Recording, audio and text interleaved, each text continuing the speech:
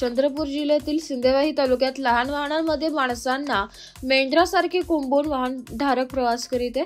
संबंधित प्रशासनाचा दुर्लक्ष होत आहे. नागरिक आपल्या सुविधेसाठी असा धोकादायक प्रवास करीत आहे, अपघाताला निमंत्रण देत आहे. या प्रकारांमुळे सिंदेवाही तालुक्यात अपघाताचं प्रमाण वाढलंय. मात्र यांचे कोणालाही काही देणेघेणे नाही. एकाच दिवशी अनेक समारंभ येत असल्यामुळे नातेवाईकांच्या मित्रमंडळीचा समारंभांना उपस्थित लावण्यासाठी घरातील प्रत्येक व्यक्तीला घराबाहेर जावे लागत आहे. कार्यक्रमात उपस्थिती दाखवण्यासाठी घरातील लहान मोठे वेगवेगळे विवाह व अन्य सोहळे साजरे करीत असतात. दिवाळी सुट्टी संपल्यानंतर व लग्न समारंभ असल्याने रस्त्यावरही वाहनांची मोठ्या प्रमाणात गर्दी वाढली आहे. परिवहन महामंडळाचा बसमध्ये जागा मिळत नसल्याने अनेक पाहुणे मंडळी खासगी वाहनाने प्रवास करतात.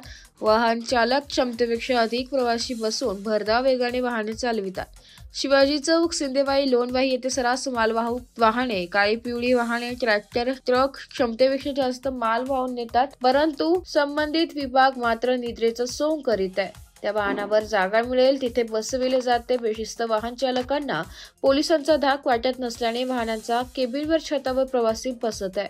ट्रॅक्टर लहान लहान मुलं चालवत असताना दिसून सुद्धा संबंधित विभागाला सांगितले असता कार्यवाही कागदावरच असते. वारंवार दुर्घटना होऊन सुद्धा याकडे संबंधित विभाग लक्ष देत नसल्याचं चित्र दिसून येत आहे. अशा अवैध वाहतुकीमुळे प्रवासींना जीव गमवावा लागतोय.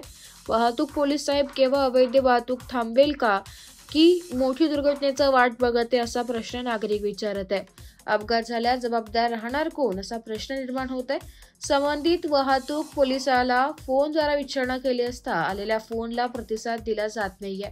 यामुळे समजून येते की हितसंबंध असल्याचं चर्चेला उधाण आहे. एस मराठी न्यूजसाठी जिल्हा प्रतिनिधी वहाब अली सय्यद, चंद्रपूर.